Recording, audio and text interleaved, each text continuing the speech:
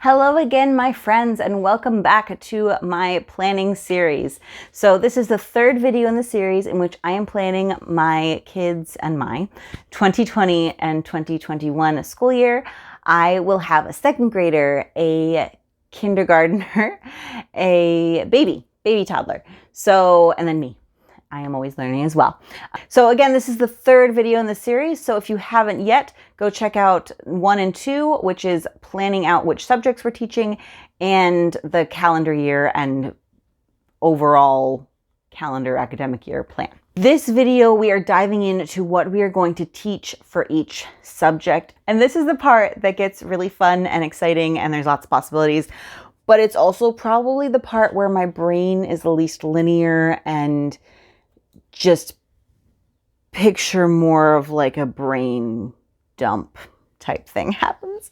So I'm going to try to keep it as organized as I can and show you my thought process. Again, a lot of this stuff has been I've been thinking about and has been kind of percolating under the surface in there for months. So this does not happen all in one session. Just to step back for a minute, I am Julia. I have a 7-year-old girl, a 5-year-old boy, and a currently 10-month-old daughter, and I'm heavily influenced by Charlotte Mason and Montessori with some other stuff thrown in.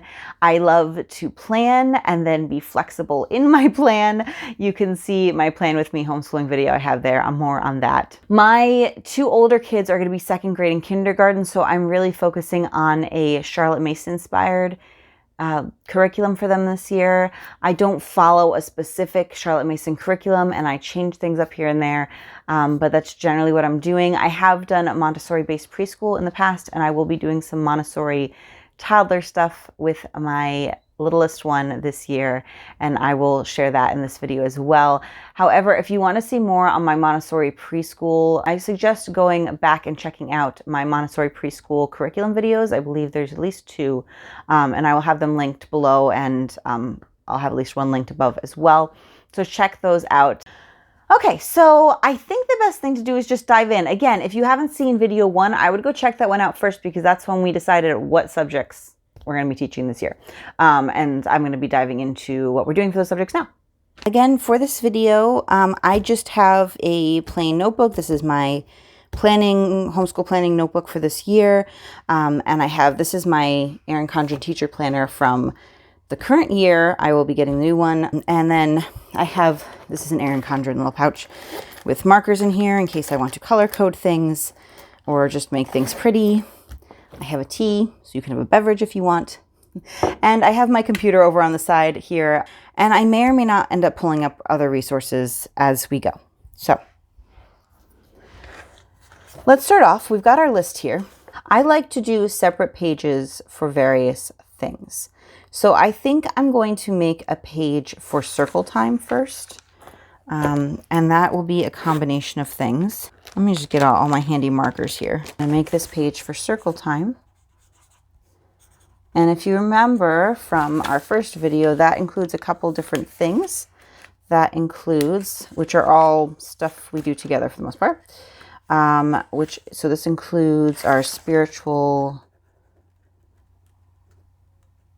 / character. It includes poetry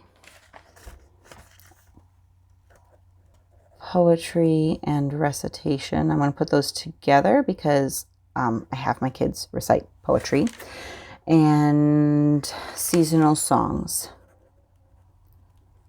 I'm also and finger plays. And I'm also going to put in here baby songs. I don't know if that makes sense to anybody else, but they're just certain songs that you sing with little kids that I think are good for language development and all that. And so I want to incorporate those because, again, the baby will be joining us. So that's our circle time page. So there are some options here. I'm going to look at what I have done in past years. I'll make a note here. Look at past years because I have really liked what I did, especially this current year we're in. I've really liked what we've done for our circle time songs and poems. So I'm probably going to reuse a lot of those. I might weave in some new ones as well. And I have some we've done in years past that I didn't do this year. So I'll look over those again, but I think I'm going to keep it mostly the same, to be honest. And that I did by month. So I think I probably will, again, organize circle time by month. Poetry, I have Sing a Song of Seasons, and so we just pull out whatever that day is, we read that, and I have All Around the Year by Elsa Beskow. And I do have poems. I'll also note here, look at past years. I am debating, so Charlotte Mason would do, just kind of like she had a composer or an artist, she'd do a poet. I don't know if she did one each term or one each year or like 2 a year, where she'd read through one particular poet. And so I am debating if I want to do that or not. I'm just gonna, poets. And for younger kids, I have a bunch of poetry books. I love the Young Poetry for Children series. I will link it below. We have like Emily Dickinson and Robert Frost, and we have a couple of them. I think we have Maya Angelou. Anyway, I'm going to think about that and come back to that as well. And then I haven't decided what I'm doing for this yet.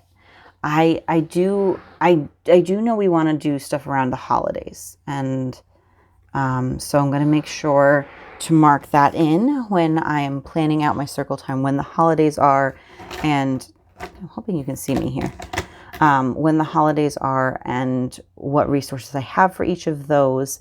But we do our gratitude journal, so we will continue that. But I would like some more focus on like kindness, generosity,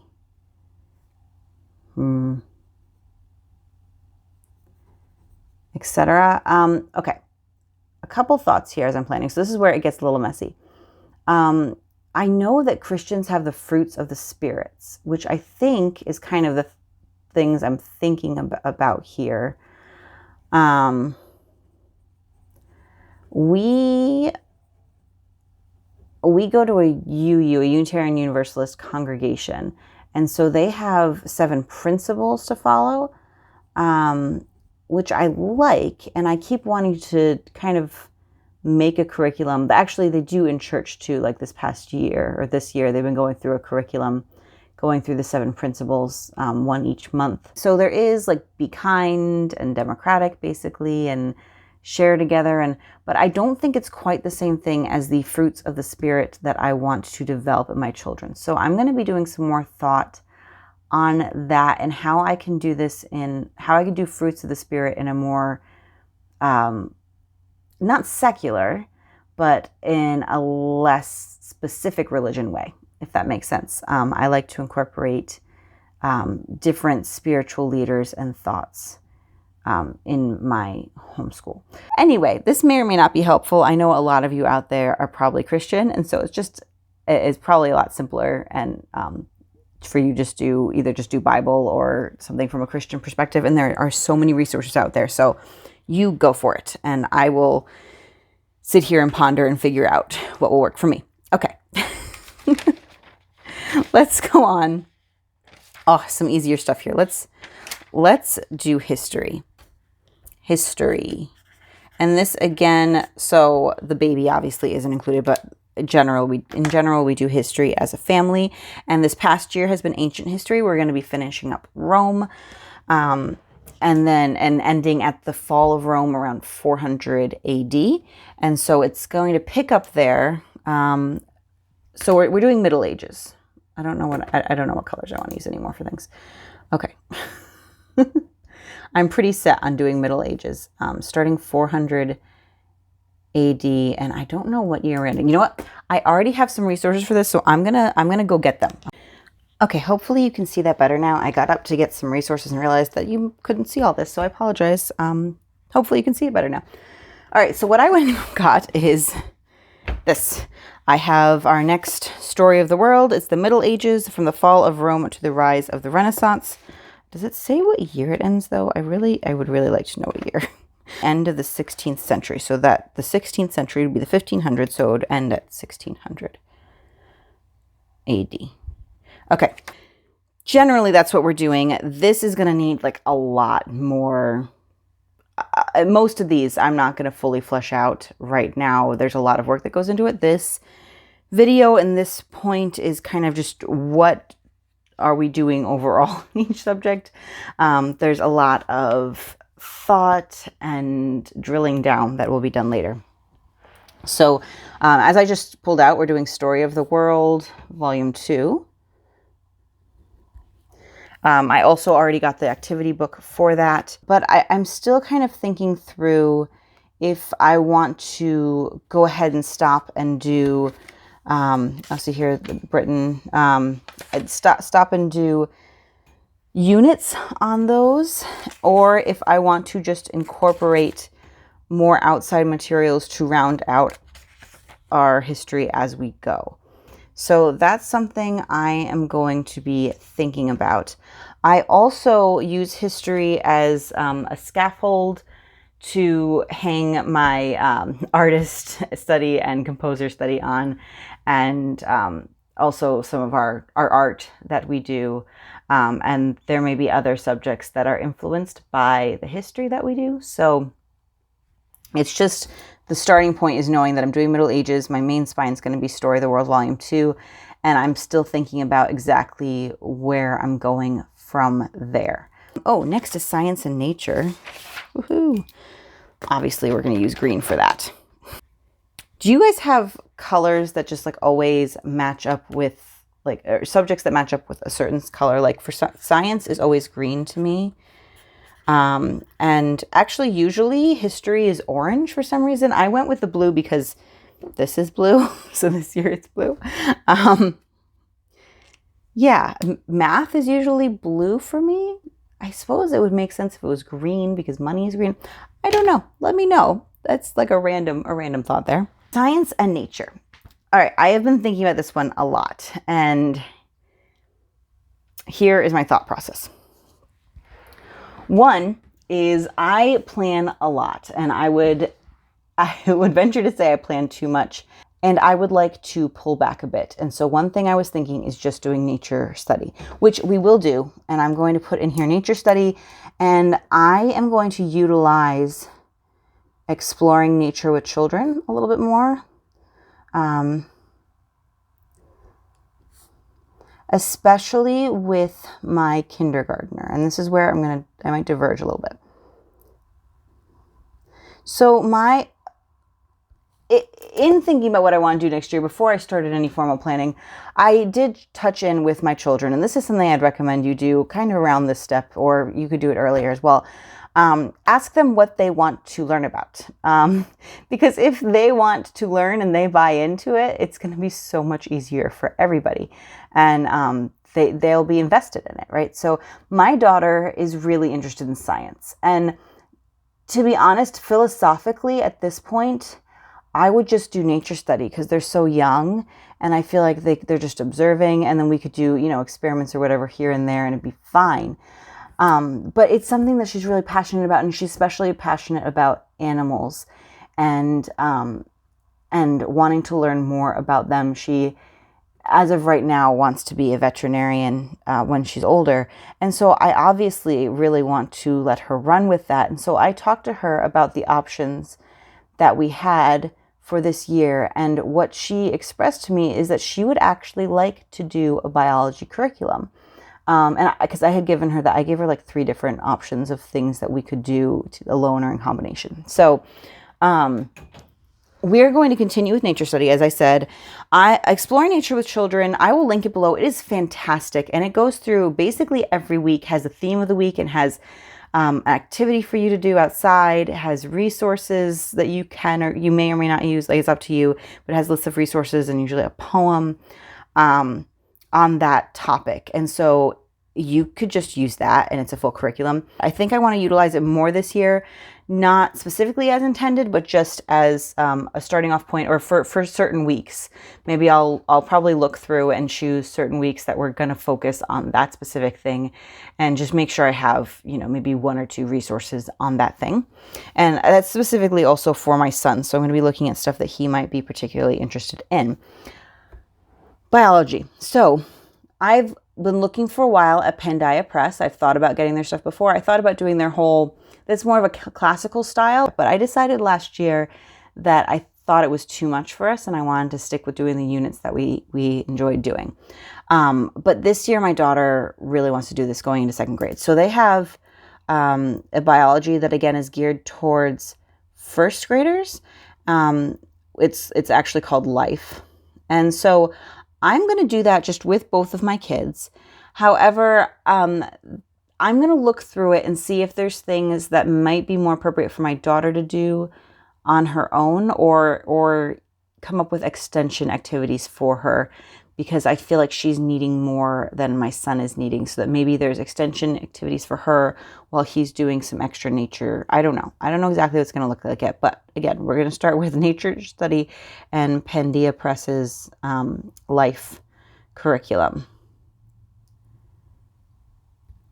I'll make a note with extension activities.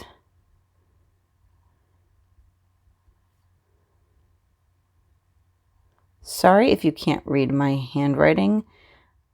When I write fast, it gets legible pretty quickly as well. All right, I'm going to move on. I'm taking too long on this. All right, literature is next. Literature is another one that I like to at times tie into our history. Now, not all of it needs to be tied in. And so I do have some quick thoughts on that, which is Robin Hood, which I think is actually the Merry Adventures of Robin Hood. And here I'm actually going to get my computer open because I had saved some ideas. Also quiver and arrows. This year we've been doing quiver of arrows, and there's also the next, which is aimed at like first and second graders. And the next level up is the arrow, and which is aimed at third through fifth graders. So these are literature-based grammar and writing programs. And so I'm putting the note here because I like to read the book to all of them as part of our literature, and then have her do the copy work and the other stuff on the side. So it's also included in our literature subject here. Now, I got quiver last year, and it had one for each. I think it had 10. So you had one for each month for 10 months, and I have been doing them slower than that. So I have several left that we didn't do. So I'm going to pull from those. But what I also might do is they have individual arrows. So like the ones that they've done in the past, you can just purchase individually. And they have some that are relevant either to books for middle ages that I saw, or books that we have that I've been thinking of doing for read-alouds. And so I'm going to take a look at that. So two things. One, I'm going to look at what we have left in the quiver. And we may do all of them. We may do just some of them. What books are left? Like, I'm pretty sure there's Mr. Popper's Penguins in there we haven't done. And then individual books. Okay, so just putting that out there. So I'm going to go to Pinterest. I have been saving ideas for these history sections, wherever I see them on Pinterest. So I have all of these notes in here. And I will come back to all of these things again as I go more in depth in planning, but I just wanted to make some notes in here right now for the literature, purposes of literature, of some ideas. So the door in the wall was one that I saw and I'm thinking of doing, but I'm going to look more into it. So some of these, like these look so fantastic, but I'm not going to, like the picture books, but they're not going to be a read aloud, so I'm not going to put them under literature at this point. This is fantastic. I've read this before, but I think we took it out from the library, so I'd need to get another copy. Oh, King Arthur. I'm wondering if I can get... All right, we're not ready for the Canterbury Tales yet. Second grade. But I wonder if I can get a King Arthur like treasury or something. Now, another idea that we could do is fairy tales. And I have some beautiful editions with Grimm's and also Hans Christian Andersen might be good ones to include. And I think I saw those actually on the Amble side. I'm going to go back to that for a minute. You'll have seen this before when I was on Amble side online in the first video of this series, just looking at what the subjects were. And now I'm actually going to look over what, let's go to year 2 here, what they're teaching. So they're also doing Middle Ages here and medieval England, specifically Discoverers, Joan of Arc. So I'm going to see what they have going on for book suggestions. Wind in the Willows is on there. We've read that last spring. It's been about a year. I don't think we're ready to do that one again. I have to be honest, it was not our favorite. I'm not going to be using those specific books they have there. Although I love Diane Stanley, so I might look for her Joan of Arc. I might just, while I'm here, quickly mark this in here. I should just, get all of Diane Stanley's books. That could be the plan. Diane Stanley unit study. Okay. We'll come back to the subjects. We're looking for literature. Here we go. Literature. Tales from Shakespeare. So I think they're doing several Shakespeare. And you know what? We can do a Shakespeare. I don't want to do several Shakespeare, but let's just do like a Shakespeare. We have been doing A Midsummer Night's Dream this year. So I'll have to look at, I might do Twelfth Night next. I love that. Or we might do The Tempest. I don't want to do, I didn't do Julius Caesar this year. I probably won't do any of the histories, like Henry's or anything, even though some of them might be in the right time period. I have to see when his earliest one history is, but I think they're just too dramatic and bloody for this age group. Anyway, okay, moving on. So I already wrote down Robin Hood, which is an idea there. Heidi is not a bad idea. I actually have that. And they have Hans Christian Andersen fairy tales, and I have that.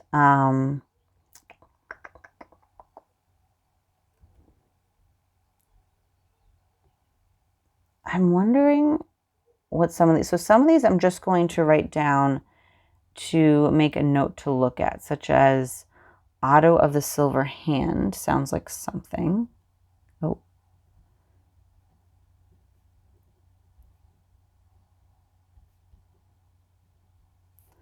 As well as the Chanticleer and the Fox. The literature books are not something that my daughter will be reading to herself. I will be reading these to all the kids. I plan the specific literature books for during, I plan specific literature books to read during school hours, I guess, during reading time, but I also plan some to be our read alouds. But then I also like some of our read alouds to be more fun, so I don't like to plan them all. Foreign language. All right, so this will be interesting. Things I've been thinking about. This is also usually green, but we're going to do a light green this time just because. So foreign language, we've been doing Italian. So we're going to keep doing Italian and moving forward with it. And I have a lot of resources, and I just need to be better about using them more consistently. And so I kept pushing off the specific Italian plans, and I just need to be better about making more specific plans at the beginning of the year, and then making sure I make the time for them. We're doing animals right now, but basically I think what I'm going to do is choose different topics that I want the kids to have a little bit of fluency in, and then we're going to choose, I've been following Talkbox Mom a little bit and choosing some phrases that we use regularly that I do in Italian, and that's been working relatively well. So topics, phrases, I will work on that, and then we may incorporate some, I don't know if I'm saying it right, Goin series work So Cherrydale Press has several languages. They have Spanish. I know they have Spanish. I know they have French. And they might have German. And they said they were going to come out with Italian soon, but they haven't yet. So I might make my own. And that helps kind of with, especially with verbs. I won't go into the whole explanation now, but there's that. Now, for years I've been saying I want to solidify our Italian and then I want to incorporate some French. And I keep waiting and I haven't done it. So I'm going to start incorporating a little bit of French. And I think I'm just going to do that in basics. So we're going to do a lot more with Italian. I'm not fluent by any means. I took Italian in college, and so I have more fluency with Italian. I don't know French, basically. I mean, I know some words. I know some random words in French. I have not ever studied French. So I want to study French. And so I think, you know what, I need to make a note to myself here that in both of these subjects, I need to have mommy books. I would like to be working on it myself. I have Duolingo. I need to be better about it. So Duolingo time, maybe in the mornings or in the evenings, mommy books. If I know enough Italian that if I get a book, I can try to read it in Italian. For French, I just want to do basics. So I want to work on like numbers, greetings, maybe colors. So again, like just those few basic things, and then I might get some French, a few French books. So also French is, I mean, it's not as ubiquitous as Spanish, but it's easier to find resources for. And we also, our state borders Quebec, so we're about, I don't know, an hour away from the Canadian border in Quebec, there, the province of Quebec. So there are more French speakers here than where we used to live. And my grandmother-in-law speaks French, although I don't think any of her children do. So I might confuse her if I start speaking to her in French that she doesn't understand, but there's that. And also my brother has been learning French. And so I know more people in my life. One of my best friends is pretty fluent in French. She's certified to teach French, but she doesn't. So I can also speak with people in French. Maybe I will make a note. Maybe my brother will want to do like a once in a while speaking date with me over Zoom. We'll see about that. All right. But for the kids, I want to just do the basics, and I will do more specific planning of Italian. I have a lot of books and other resources that I keep meaning to do a video on, but I'm trying to get my act together. Let's move on. Okay. Geography. Now, we haven't been doing a lot of geography this year. We've been doing geography in the context of history. So when we get to a certain area, Story of the World is great about having map work to go with different sections. And I think this one, I have the activity book here. Sorry, that was loud. Let's see. Yeah, it does have some maps here as well. So we will do this. Which is probably going to, well, there is some other stuff. It's probably going to be pretty Europe heavy. So we'll use that again. We'll go like with Story of the World with our history. But I also think I want to do one of these geography books. And if we go back to Ambleside Online here on my computer, I'm going to hopefully not make you as dizzy as I scroll. Okay, so they have some geography books by Halling C. Halling. This is Tree in the Trail and Seabird. Now, I think if I were to go back, and they also have geography concepts that should be explained and taught, which I did do for my daughter's kindergarten year. I did some of that, so I might come back to that as well. Hang on, let me go back to year 1 here, because again, we didn't do any extra geography this year. Part of me wants to do U.S. states geography with the election coming up in November. I'll make a note there and think about it. However, I would kind of prefer to do that when we're learning about American history. It just feels like a more natural place to do it. Okay, so I'm on year 1 here. So we're going to go on to their suggestions for geography down here. And yeah, so I thought it's Paddle to the Sea by Halling C. Halling, which I actually found a beautiful copy of. So I think we're going to do that.